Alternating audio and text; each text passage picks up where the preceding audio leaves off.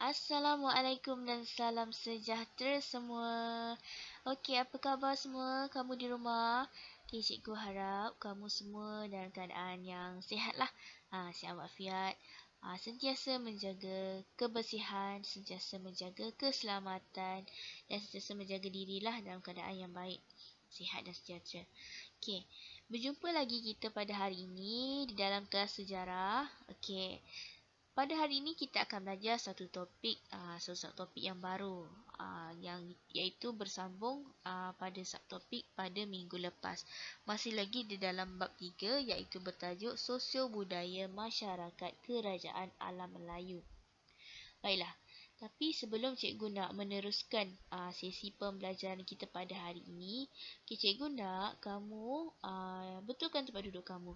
Okay, bersedia ya, duduk dalam keadaan yang selesa, kerana sebentar lagi kita akan memulakan sesi pembelajaran kita. Okay, duduk dalam keadaan yang baik dan selesa. Okay, tanpa membuangkan masa. Okay, kalau semua dah ready di rumah tu, okay, jom kita teruskan sesi pembelajaran kita. Okay. Baiklah, di dalam paparan yang sedang cikgu paparkan ini terdapat dua gambar.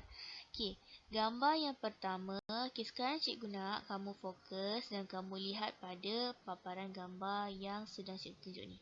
Okey, yang ni gambar yang pertama. Okey, sekarang kamu lihat dulu. Okey, dah lihat. Lihat dari segi rupa bentuknya, bagaimana apa yang terkandung di dalamnya. Okey, kalau kamu dah lihat gambar yang pertama, kita lihat pula gambar yang kedua. Okey, ini kamu lihat dari segi apa penulisan di dalamnya, apa macam mana rupa bentuknya. Okey, dah lihat? Okey, kalau dah lihat, cikgu akan terangkan kedua-dua gambar ini cikgu nak tunjukkan kepada kamu situasi pada suatu ketika dahululah. Kad raya ni, ini gambar kad raya. Kad raya sekitar tahun 1970-an. Masyarakat Melayu pada suatu masa dahulu bagi kad raya kalau time nak hari raya ni memang boleh dikatakan tradisi jugalah. Tapi untuk suasana kita masa zaman moden ni, pada zaman sekarang pun masih lagi ada, cuma agak kurang lah pada ketika ini. Masa waktu dulu, benda ni merupakan suatu benda yang seronok kalau kita tengok bagi kad raya. Masa zaman cikgu sekolah dulu pun ada lagi, tradisi ni masih wujud lagi. Cuma bila zaman kita dah berubah, makin pada waktu ketika ini macam dah agak kurang sedikit. Okey, kad raya ini masyarakat pada zaman dahulu mereka akan bagi secara by hand lah. By hand ni secara atas tangan, ataupun kalau yang jauh mereka akan post. Kalau masa ni sama jugalah macam kita, kalau yang dekat kita bagi atas tangan je lah. Jadi untuk yang kawan-kawan mereka yang berada di jauh, berada di perantauan ataupun yang jauh lah, jauh di mata, mereka akan post kad raya ni di dalam envelope seperti ini. Macam ni lah, nanti dekat bahagian depan dia akan letak nama, alamat dan sini ada stamp. Okey, bukan saja kad raya saja sebenarnya. Pada masa dahulu juga tidak terdapat perkembangan gadget seperti mana kita pada hari ini. Jadi mereka berhubung itu, contoh kawan-kawan mereka dekat jauh, mereka berhubung banyak menggunakan surat, persuratan lah. Banyak guna surat. Jadi surat, contoh surat kepada kawan. Jadi mereka akan tulis pucuk surat dan akan letak dalam envelope seperti ini dan dipost kepada kawan-kawan mereka. Okey, kita hari ini belajar pasal surat lah. Sebab minggu lepas kita dah belajar pasal penulisan kan. Ni juga salah satunya lah daripada cikgu sajalah nak tunjuk contoh kepada kamu supaya kamu lebih tergambar lah sedikit macam mana suasana pada satu ketika dahulu. Okey, bercerita tentang surat, pada hari ini kita akan masuk kepada suatu subtopik yang baru. Pada minggu lepas kita dah belajar bahasa dan tulisan. Dan pada minggu ini kita akan sambung dengan satu subtopik yang baru.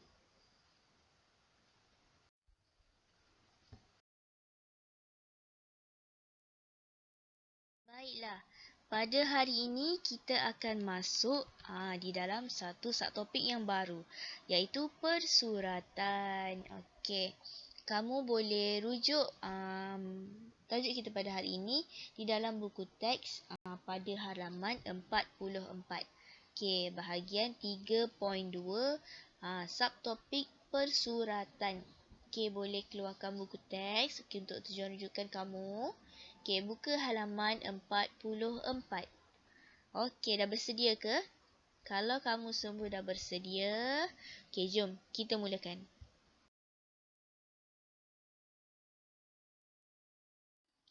Okey, bahagian ini merupakan bahagian pengenalan untuk subtopik kita pada hari ini, iaitu persuratan. Okey, sebelum kita nak mulakan dengan lebih mendalam tentang subtopik kita ni, cikgu nak kamu tahulah tentang pengenalannya, latar belakangnya bagaimana. Baiklah, pada minggu lepas kita dah belajar tentang sistem bahasa dan tulisan. Okey, kamu nak tahu tak, sebelum berkembangnya secara meluas sistem tulisan ini, okey, sekarang cikgu tengah cerita pasal sistem tulisan. Sebelum sistem tulisan itu diketahui orang ramai, meluas, tersebar luas. Okey, masyarakat di alam Melayu pada ketika itu menggunakan ataupun mengamalkan tradisi lisan. Okey, ini mula-mula sekali sebelum tulisan tu digunakan dengan lebih kerap, lebih tersebar luas lah. Okey, masyarakat alam Melayu pada ketika itu menggunakan tradisi lisan. Okey, apa itu tradisi lisan? Okey, bahasa mudah yang untuk kamu senang faham, lisan. Lisan ini boleh diartikan sebagai percakapan. Kita bercakap seharian apa benda yang biasa kita cakap. Gitulah bahasa mudahnya. Okey, kebiasaannya masyarakat dalam Melayu ni cerita pasal apa benda yang mereka bicarakan.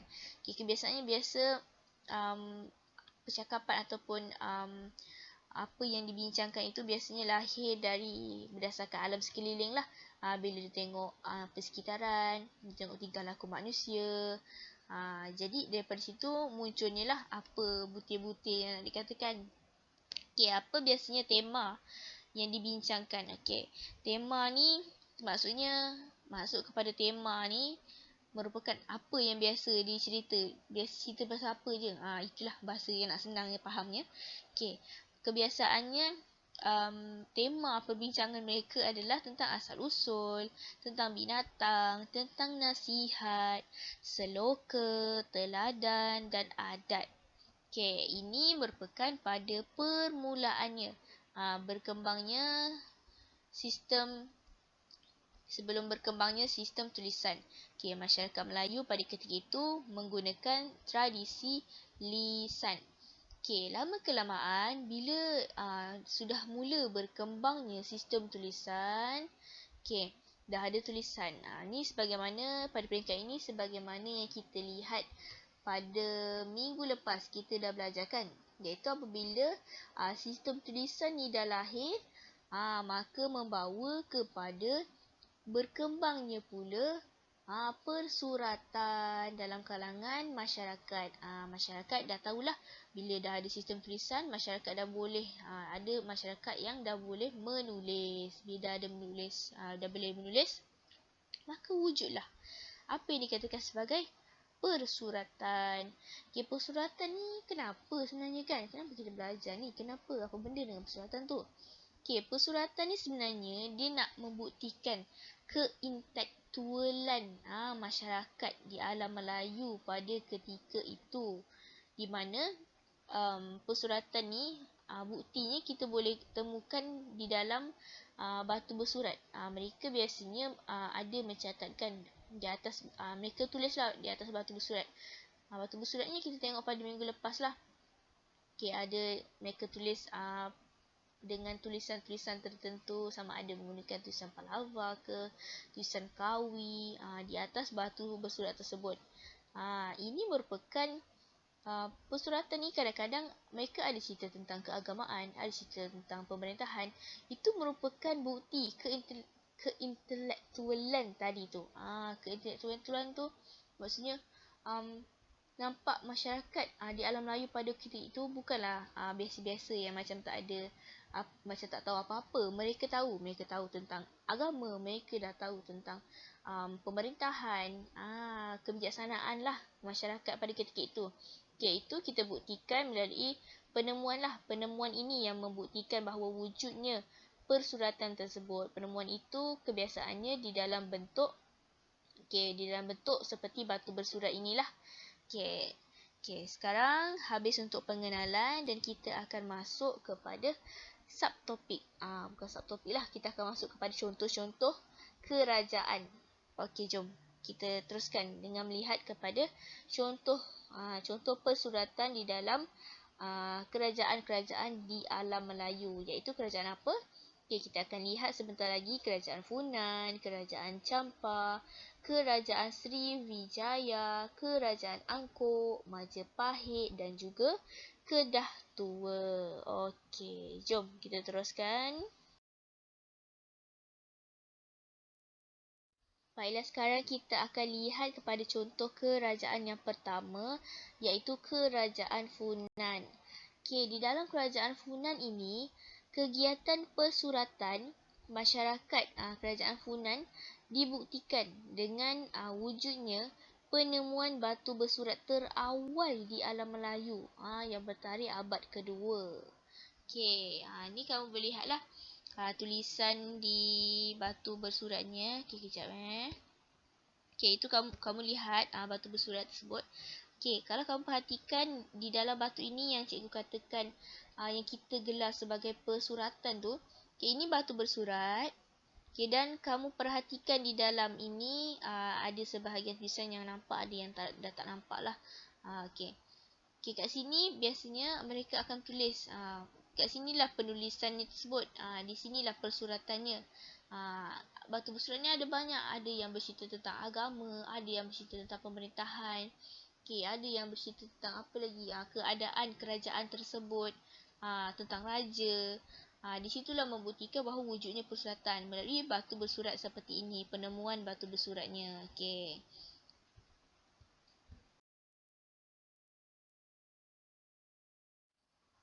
Sekarang kita beralih kepada kerajaan Champa. Untuk kerajaan Champa, kegiatan persuratan masyarakat bagi kerajaan ini dapat dibuktikan melalui penemuan batu bersurat tertua, iaitu dijumpai di kawasan Kautara, iaitu bertarikh 192 Masihi. Antara karya-karya yang terdapat di dalam kerajaan Champa ini antaranya ialah Akayat Indrapatra dan Akayat Deva Mano. Di kerajaan Champa ini boleh dikatakan agak banyak batu bersurat, penemuan batu bersurat yang dijumpai, iaitu sekitar 206 batu bersurat telah dijumpai yang membuktikan bahawa kerajaan ini sememangnya wujud aktiviti ataupun kegiatan persuratan. Bukti persuratan dicampar dalam bentuk manuskrip juga ada iaitu sekitar abad ke-13.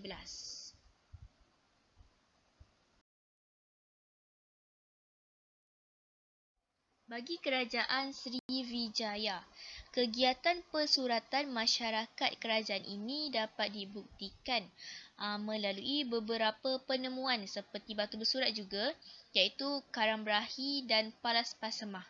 Ini dijumpai sekitar abad ke-7. Batu bersurat tersebut, batu bersurat ini lebih kepada isi kandungannya lah, lebih kepada tentang memberi harkat kerajaan, terutamanya tentang taat setia terhadap raja. Ini batu bersurat yang sedang kamu lihat di dalam gambar, paparan gambar ini. Di atas batu ini mereka tulis tentang contoh kalau macam batu bersurat ini menceritakan tentang kerajaan, lebih kepada taat setia kepada raja. Jadi ini merupakan suatu persuratan yang ditulis dan masih lagi kekal boleh dibaca tulisannya.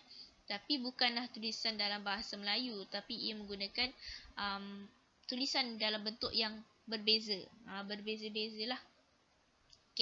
Tapi dia punya isi kandungannya adalah memerihalkan tentang kepentingan taat setia terhadap raja.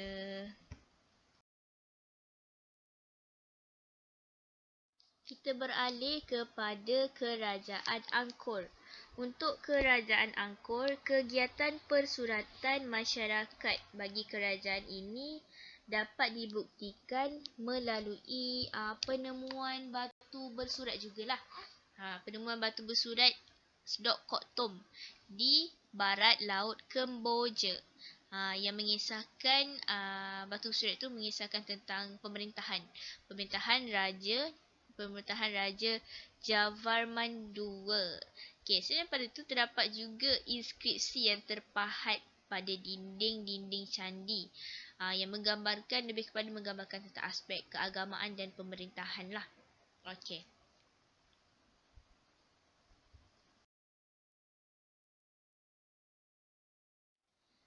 Okey, ini merupakan Angkor Wat. Ini merupakan candi yang sangat terkenal lah untuk kerajaan Angkor ni. Jika nanti kamu ada kelapangan ataupun ada rezeki lebih nak pergi melawat ke Kemboja untuk melihat candi-candi. Okey, banyak sebenarnya tinggalan candi untuk kerajaan Angkor ni. Dan bangunannya masih lagi ada dan masih lagi boleh kita pergi untuk kita lihat bagaimana situasinya. Tapi untuk kalau mana tahulah ada kan kamu nak pergi, mana tahu nanti dah habis COVID ni, tiba-tiba rasa nak bercuti, nak tengok candi kan. Okay, kalau kamu nak pergi, dicadangkanlah kan waktu-waktu yang macam bersesuaian untuk kamu melawat di kawasan candi ini adalah datanglah bila kawasan kamu kena tengok dulu cuaca. Datang pada cuaca yang boleh dikatakan kering lah.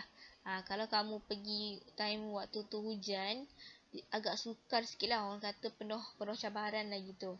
Sebab sekitar bawah-bawah ni nanti berlumpur. Jadi rumit sikit lah. Jadi bila suasana tu kering, jadi senang untuk kita nak tengok, nak explore satu persatu apa yang ada kat situ. Itu sajalah kan cikgu tambah-tambah.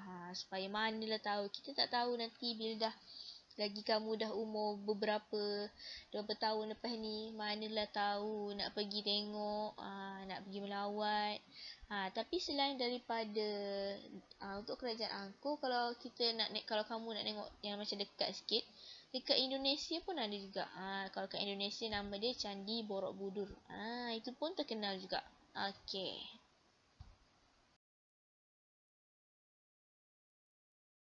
Okay, ini merupakan candi lain yang terdapat di dalam kerajaan Angkor ini. Okay, apa kaitannya kita tengok candi ni dengan tajuk kita persuratan? Kalau kamu lihat di dalam candi-candi ni, mereka akan ada motif-motif. Motif ni bentuk-bentuk lah.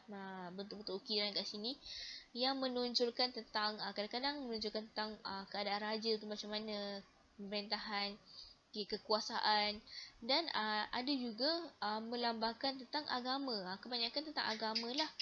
Lebih kepada agama. Kat sini kalau kamu lihat candi ni lebih mempunyai kepada pengaruh Hindu Buddha. Iaitu agama Hindu Buddha lah. Lebih kuat kepada pengaruh itu. Okey.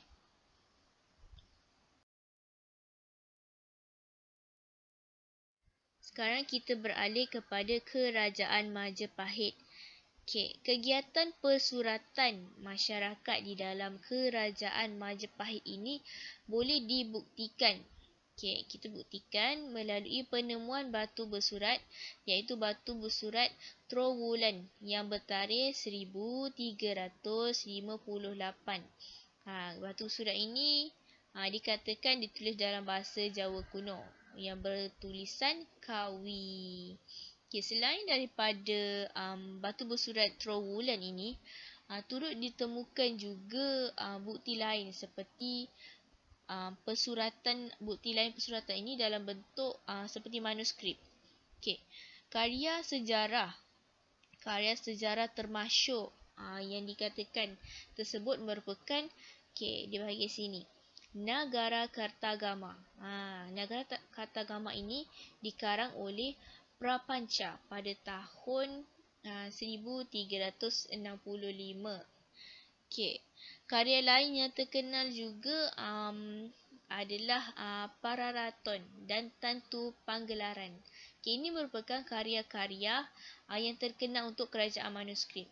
Okey, sekarang kamu boleh lihat untuk kerajaan Majapahit bukan sahaja kita menjumpai bukan sahaja penemuan itu terhad kepada batu bersurat. Malah manuskrip-manuskrip juga turut membuktikan bahawa wujudnya sebenarnya wujudlah persuratan ini, kegiatan persuratan di dalam kerajaan Majapahit. Sekarang kita beralih kepada melihat kerajaan Kedah Tua. Okey, untuk kerajaan Kedah Tua, kegiatan persuratan masyarakat bagi kerajaan ini dibuktikan melalui penemuan batu bersurat. Masih lagi batu bersurat. Okey, batu bersurat ini adalah seperti yang dijumpai di kawasan Bukit Coras dan juga Bukit Meriam. Itu dikatakan sekitar batu bersurat itu sekitar abad ke-5. Okey, selain daripada itu, turut ditemukan juga inskripsi yang dikatakan ditulis di atas pinggan, pinggan tanah liat lah, kepingan emas dan juga perak. Okey, sebahagian besar daripada inskripsi yang ditemui tadi merupakan banyak menyentuh tentang doa dan amalan dalam agama Buddha. Jadi lebih kepada kerajaan Kedah Tua ni, penemuan tersebut lebih kepada dalam bab agama lah, agama Buddha itu sendiri. Okey, kalau kamu nak tahu, ni untuk pertambahan ilmu sajalah. Di kawasan Kedah Tua juga terdapat candi bekas tinggalan candi. Okey, iaitu di sekitar kawasan Lembah Bujang. Okey, cikgu pernah pergilah melawat di kawasan Lembah Bujang, di mana terdapat banyak tinggalan-tinggalan arkeologi lah, tinggalan-tinggalan lama yang boleh kita lihat. Kalau kamu ada sesiapa yang ada saudara mara di Kedah, kalau nak pergi melawat, ni cerita lepas PKP lah, mana tahu ada yang nak teringin nak pergi tengok, nak pergi Lembah Bujang. Bila dah dibuka nanti, bolehlah pergi tengok. Kat situ pun ada museum untuk kamu tengok. Di dalam tu ada banyak lah barang-barang tinggalan lama. Kamu boleh tengok kat situ. Baru lebih jelas dia punya gambaran macam mana keadaan masyarakat di alam Melayu tu. Okey. Itu untuk tambahan ilmu je lah. Mana tahu ada di antara kamu ni yang ada rezeki lebih ataupun yang berkesempatan. Mungkin mana tahu rumah atuknya ke dekat. Bolehlah pergi tengok-tengok. Barulah boleh ada pengalaman tu. Okey. Okey, kita habis untuk Kedah Tua.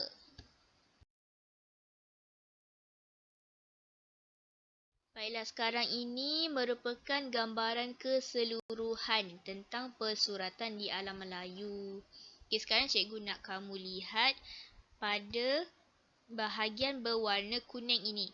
Okey, ini merupakan kuning, kelabu dan orange ni merupakan perjalanan yang cikgu susunlah untuk memudahkan kamu lebih nampak. Okey, untuk persuratan, ianya bermula, persuratan di alam Melayu ini bila kita lihat pengaruhnya yang kuat pada mulanya adalah pengaruh daripada epik dan sastra India. Penulisan daripada persuratan tersebut banyak pengaruh daripada epik dan sastra India seperti Ramayana, Mahabharata, Purana dan Jataka. Tapi apabila tersebarnya Islam tersebar di alam Melayu ini, bentuk-bentuk persuratan di alam Melayu dah mula berubah kepada bentuk seperti syair, gurindam, cerita rakyat dan juga nazam. Bentuk-bentuk ni dah mula berubah. Okey, kalau kamu tak tahu gurindam dengan nazam ni macam mana, okey, sebentar lagi cikgu akan tunjukkan apa itu gurindam dan macam mana bentuknya nazam tu. Okey, kita sambung dulu ya. Okey, bila Islam dah masuk, apa isi kandungan di dalam apa yang diceritakan juga dah mula berubah.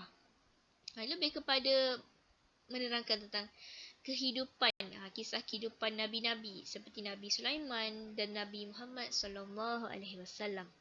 Manakala dari segi ceritanya, keadaan epik dan hikayat-hikayat juga dah mula bersifat Islamik, menceritakan banyak kisah-kisah nabi lah. kisah yang boleh dijadikan sebagai pengajaran. Contoh, hikayat Nabi bercukur, hikayat Nabi wafat, hikayat bulan berbelah, hikayat Nabi Yusuf. Contoh karya epiknya pula adalah hikayat Iskandar Zulkarnain, hikayat Amir Hamzah dan hikayat Ali Hanafiah. Perubahan ini kita boleh lihatlah bermula pada warna kuning ini.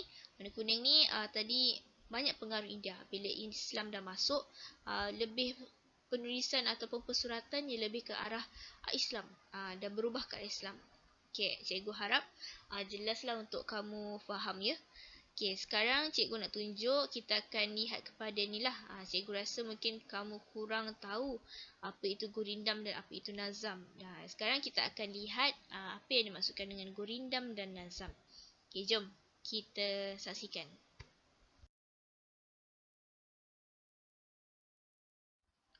Okey, ini merupakan contoh gurindam. Ini cikgu ambil daripada Gurindam 12 pasal 1. Di dalam gurindam ini lebih kepada ingin memberi nasihat tentang agama lah. Ini rangkap-rangkapnya. Kamu boleh lihat. Cikgu bacakan untuk rangkap yang pertama.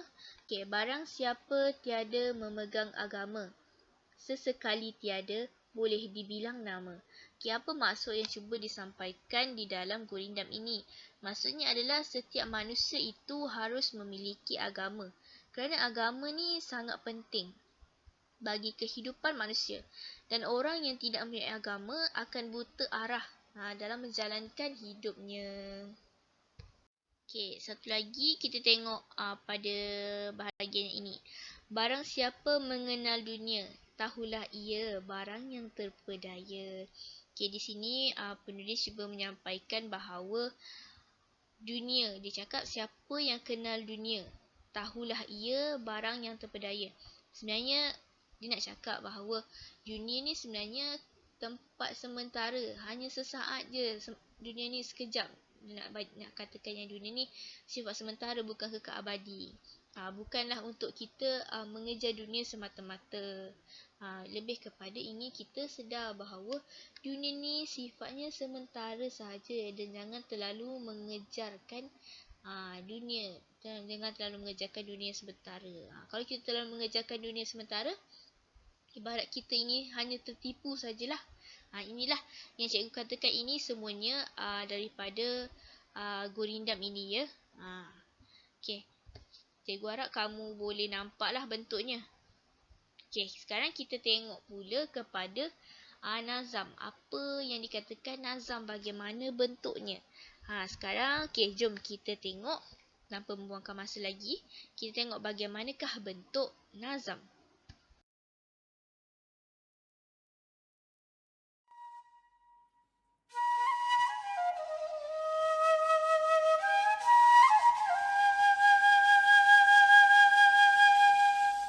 Ibu mengandung 9 bulan, lebih dan kurang tak ditentukan.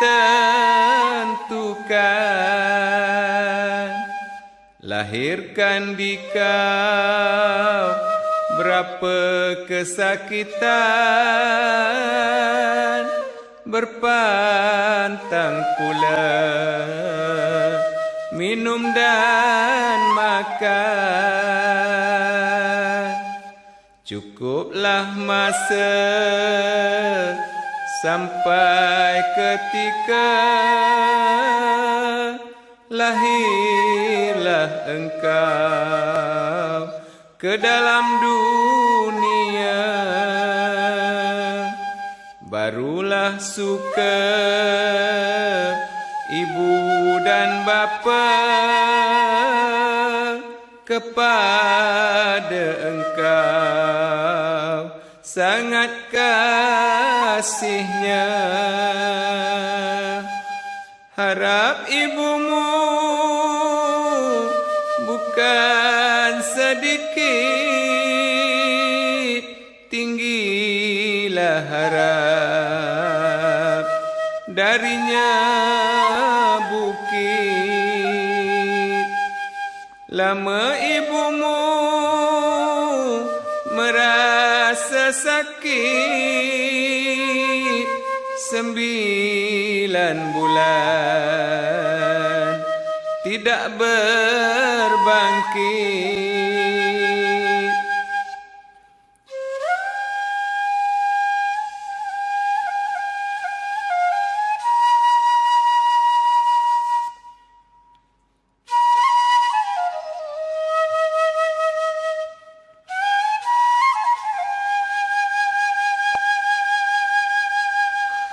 Setelah kamu sudahlah ada, siang dan malam ibumu jaga, tidur pun tidak barang seketika, makan dan minum tidak berasa. Berapalah dian dengannya tanglung, diangkat dituam lalu dibedung. Sudahlah jaga lalu didukung, kasih dan sayang tidak tertanggung. Tidaklah tentu siang dan malam bangun memangku di dalam kelam. Terkejut jaga di tengah malam, tidur pun tidak lekat ditilam.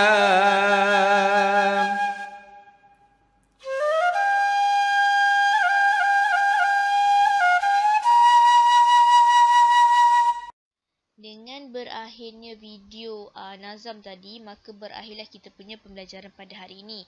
Tapi sebelum berakhir tu, cikgu nak buat rumusan sedikit lah. Berdasarkan apa yang kita telah pelajari hari ini, cikgu nak kamu ingat, cikgu nak kamu tahu bahawa tajuk kita pada hari ini iaitu persuratan. Kita dah melihat beberapa buah kerajaan di alam Melayu. Di sini kamu perlu sedar dan kamu perlu buka mata, di mana masyarakat di alam Melayu pada ketika itu sudah boleh dikatakan boleh membina kekuasaan sendiri, boleh membina sesuatu benda yang boleh dikatakan agak membanggakan, sangat membanggakan. Kerana kalau kamu lihat daripada persuratan mereka tadi, di dalam contoh cikgu ambil batu bersurat tadi, mereka dah ada kerajaan sendiri, dah ada prinsip sendiri. Mereka telah membina asas itu. Seperti boleh dikatakan ketamadunan itu wujud di situ.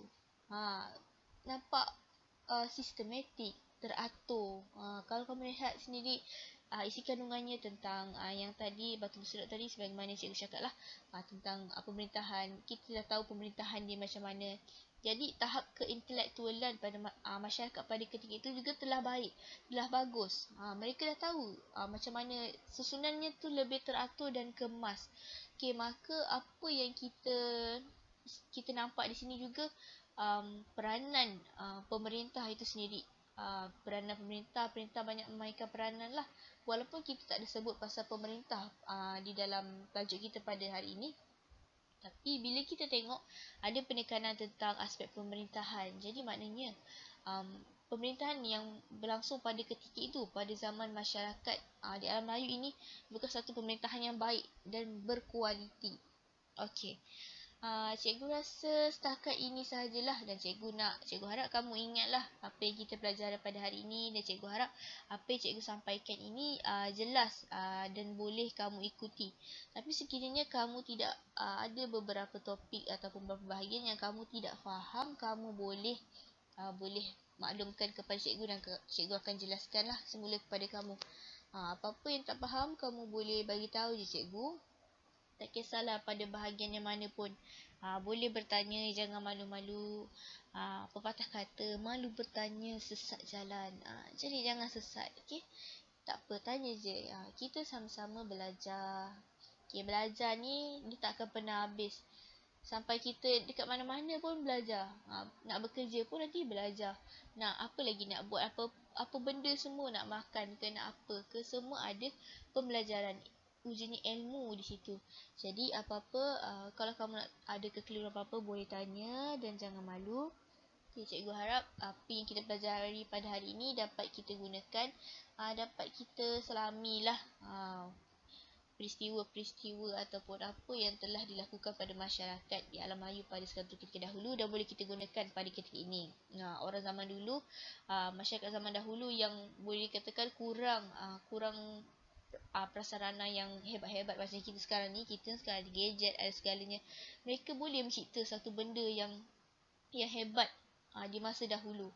Mereka dah ada bersuratan, dah pandai, segalanya lah. Mereka dah, susunan mereka tu dah sistematik. Jadi kita ni yang dah berada di zaman moden yang serba canggih ni, sepatutnya kita mampu lagi mereka satu benda yang lebih smooth perjalanannya, lebih teratur, lebih kemas. Maka di sini akhir kata, semoga apa yang kita belajar ni boleh kita jadikan pelajaran, boleh kita ambil untuk memajukan diri kita, diri, agama, bangsa dan negara. Okay, jadi cikgu rasa tak ada apa lagi yang cikgu boleh katakan. Sekian sajalah pembelajaran kita pada hari ini. Okay, apa-apa soalan boleh tanya cikgu. Okay. Sekian.